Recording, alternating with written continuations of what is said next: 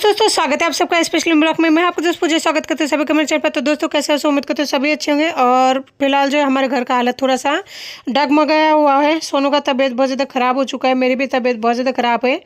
आज 4-5 दिन से ज़्यादा हो चुका है, जहाँ पर मेरा सर का दर्द जो है सही होने का नाम ही नहीं लेता।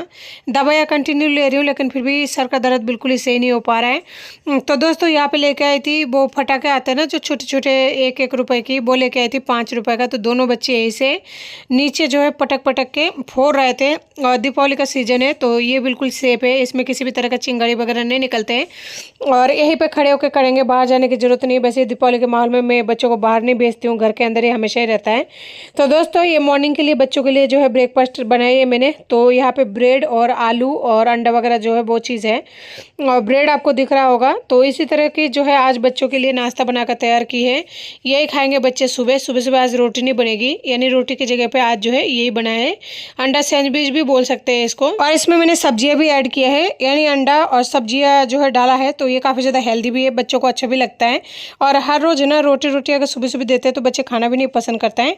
और ये क्या है, आपस में थोड़ा सा चिपक सा रहता है, इसलिए थोड़ा थोड़ा दूरी में इसको अलट पलट कर सेक रही हूँ। तो फाइनली वो तैयार हो गया था। उसके बाद में मैं यहाँ पे बना रही हूँ आलू परवल की सब्जी मेरे लिए। और चावल बना है और बच्चों के लिए तो ये सैंडविच तैयार है, यानी चावल के साथ में मैं खाऊंगी ये सब्जी। और इसमें जो है मछली डालकर बनाई है, और मछली डालकर आलू परवल की सब्जी बहुत ही टेस्टी बनती है। तो देखिए यहाँ पे सब्जी भी बनकर तैयार हुई है, यानी आज जो है हमारे घर में इसी तरह के बना है। उसके बाद में मैं गई थी बाजार से यहाँ पे लेके आई थोड़ा सा सब्जियाँ और थोड़ा सा फ्रूट्स, क्योंकि सब कुछ खत्म हो चुका था। तो देखिए यहाँ पे भिंडी है आधी किलो। और इस टाइम जो है सब्जी का भाव जो है आसमान तक छुआ हुआ है। कुछ भी सब्जी लाओ ना तो 40 रुपये 30 रुपये से कम नहीं है पाव।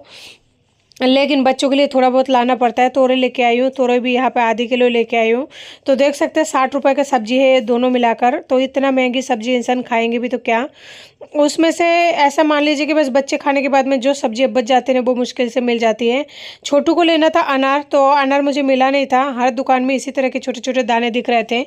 तो मैंने छोटे दाने जो है आधी किलो लिया है। लेकिन ये थोड़ा सा करवाट निकलेगा, क्योंकि बहुत छोटा अगर लेते हैं ना तो ख़राब निकल जाता है। लेकिन क्या करें, बच्चे का जिद था, अगर नहीं दिलाते तो उसको बुरा लगता है। फिर मैंने ये भी सोचा कि ना देखिए, ये सोचेंगे पापा नहीं है तो मम्मा कुछ नहीं दिलाती।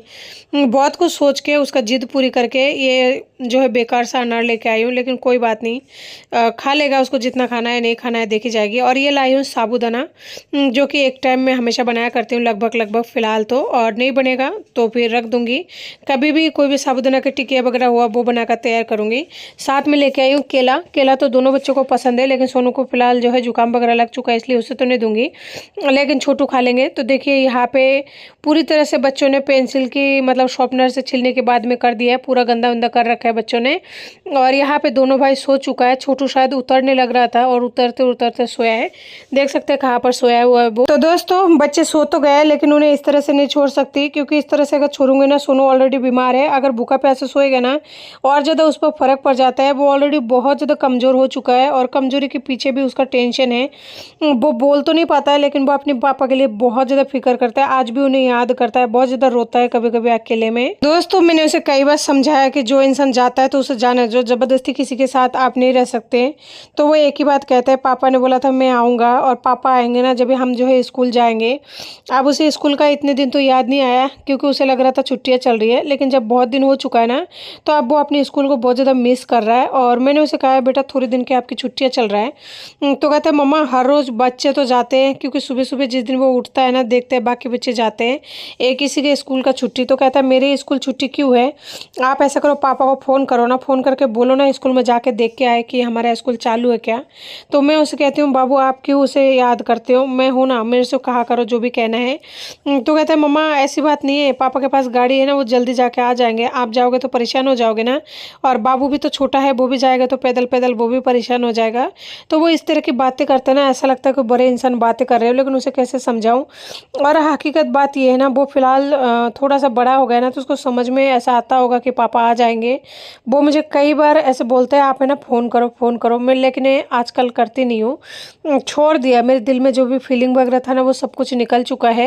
एक तो सारे दिन बच्चे बाहर रहते हैं ना, इसकी वजह से खाना पीना ठीक तरीके से नहीं हो पाता है। और दूसरा, अगर आप लोगों को याद होगा पिछली बार जब मैं कोर्ट गई थी, मम्मी के पास में मैं बच्चों को छोड़ के गई थी, लेकिन उससे पता है क्या क्या हुआ, जब मैं घर पे आई थी तो देखा छोटू ड्रम के ऊपर बैठा था। तो मैं देखने के बाद मैं डर गई थी, बच्चा अगर वहाँ से गिर जाए तो फिर क्या होगा। मेरा मानना ये है, अगर आप किसी भी चाहे सोशल मीडिया की यूट्यूब फैमिली से जुड़े हुए हो या फिर किसी भी इंसान के साथ अगर थोड़ा बहुत भी आपका कनेक्शन है ना, तो ज़्यादा तो नहीं थोड़ा बहुत तो उस इंसान को भी पता होना चाहिए कि हाँ भाई हकीकत क्या है। मैं कभी भी अगर अपनी मम्मी के भरोसे बच्चे छोड़ के गई हूँ ना, मैं आज की बात नहीं कर रही हूँ, जब मेरे बेटे का जन्म हुआ तभी से लेकर आज तक, अभी तो मेरी मम्मी की हालत ऐसी है कि मैं उनके बारे में अगर कुछ भी बोलूँ ना तो उल्टा मुझे पाप लगेगा। और ये स्वाभाविक है, मैं इस बात से बिल्कुल सहमत हूँ कि जो भी बोलूँगी मैं गलत ही बोलूँगी। लेकिन दोस्तों, जब मेरे बेटे का जन्म हुआ था तब से लेकर अब तक अगर मैं बच्चे को छोड़ के भी जाती हूँ ना तो केयर नहीं हो पाता है और मुझे डर सा लगा रहता है। और ये डर लगना स्वाभाविक है, क्योंकि मेरी मम्मी क्या करती है, बर्तन वगैरह करने लग जाती है, घर का काम करने लग जाती है, जिसकी वजह से बच्चे जो है कई बार मेरा परेशान हो चुका है। आज की बात नहीं है, एक बार ऐसा भी समय आया था जब मैं दीपावली नहीं मना पाई थी, जब मेरे पति मेरे साथ में थे। तो ऐसी बात नहीं है कि पति की वजह से भी इंसान का लाइफ ख़राब होता है, पेरेंट्स की वजह से भी इंसान का लाइफ ख़राब होता है, चारों तरफ से इंसान का लाइफ ख़राब होता है अगर समझदार इंसान आसपास में ना हो, साथ में ना हो। तो दोस्तों, यहाँ पे देख सकते हैं, इतना सारा मुसीबत को झेलने के बाद भी, अकेले इतना कोशिश करने के बावजूद भी मुझे क्या मिलती है मेरी बहन की तरफ से, मेरी बहन के पति की तरफ से, कि मैं एक नंबर का, मतलब क्या बोलूँ, वो शब्द तो उच्चारण नहीं कर सकती, लेकिन गलत मतलब बोलते हैं कि मैं वो बन गई हूँ, इस वजह से अपने पति को छोड़कर अकेले रह रही हूँ। नहीं तो आज के टाइम पर कौन चाहेगा कि जयपुर के अंदर बंगाल की होकर के पति को छोड़कर रहे। लेकिन उन लोगों को मैं कैसे समझाऊं कि मैंने उसे नहीं छोड़ा है, वो खुद मुझे छोड़ के चले गए हैं। और उन लोगों को अगर बात नहीं करना तो ना करें, लेकिन इस तरीके से ताने क्यों मारते हैं। और ताने मारने का सबसे बड़ी वजह जो है वो मेरी माँ है, क्योंकि मेरी माँ आज भी ये नहीं चाहती कि आज इतनी मुसीबत में हो तब भी मेरी बहन को दो बात बोले, क्यों इस तरह से मत बोला कर उसे। मैं अकेली रहती हूँ, अकेली दोनों बच्चों को पालती हूँ, मुझे पता है मैं कितना टाइम खाती हूँ, मैं कितने घंटे सोती हूँ। लेकिन ताने मारने के लिए ना दुनिया तो फिर भी बाद में मारता है, दुनिया को इग्नोर भी कर देते हैं, लेकिन जो खुद का बहन होता है ना वो तक नहीं छोड़ती है। क्या करे, किस्मत को दोष दूं कि 16 साल रिलेशन चलाने के बावजूद भी वो इंसान एक औरत के पीछे मुझे छोड़ दिया 2 बच्चों के साथ में। मैं मजबूर क्यों हूँ? क्या कमी है मुझ में? कोई कमी नहीं है, मैं मजबूर हूँ, मजबूर नहीं हूँ, लेकिन मेरे बच्चे छोटे हैं, मैं कहीं पे भी काम पर नहीं जा पा रही हूँ। इस वजह से मुझे दुनिया की जो है जिल्लत झेलनी पड़ रही है। लेकिन दिल को ये कह के तसल्ली दे देती हूँ कि कोई बात नहीं, जो होगा देखा जाएगा, समय है, कट जाएगी। और मेरे चैनल पर बहुत सारे ऐसे सब्सक्राइबर हैं, बहुत सारे इस तरीके से मुझे मोटिवेट करते हैं कि सिस्टर आप बहुत ही स्ट्रांग बनो और सब कुछ जो है सही हो जाएगा समय के साथ में। ये तो नहीं पता ये सब कब सही होगा कब सही नहीं होगा, लेकिन मेरा माँ भी है ना, मेंटली टॉर्चर करने में कुछ कम नहीं है।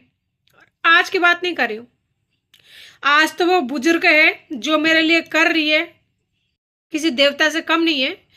लेकिन आज से कई साल पहले से मैं अपनी माँ के बारे में बहुत ज़्यादा तो शेयर नहीं करना चाहती और करती भी नहीं हूँ, लेकिन जब मन बहुत ज़्यादा भर जाता है ना तो फिर नहीं रह जाता। बच्चों को लेकर कोर्ट में जाती हूँ, कोर्ट में सुबह जाती हूँ ना, शाम को आती हूँ। और जो इंसान मुझे इस तरह से कोर्ट कचहरी के चक्कर कटा रहा है ना, वो ये सोच ले कि आज तक मैंने उस बंदे का हर ख्वाहिश पूरी की है, हर ख्वाहिश पूरी की है, A to Z ख्वाहिश पूरी की है मैंने उनका। तो उसने मेरे आगे ये ख्वाहिश रखा है ना कि मुझे तलाक चाहिए। किशोर जी, तुम्हारा ये ख्वाहिश भी मैं पूरी करूंगी।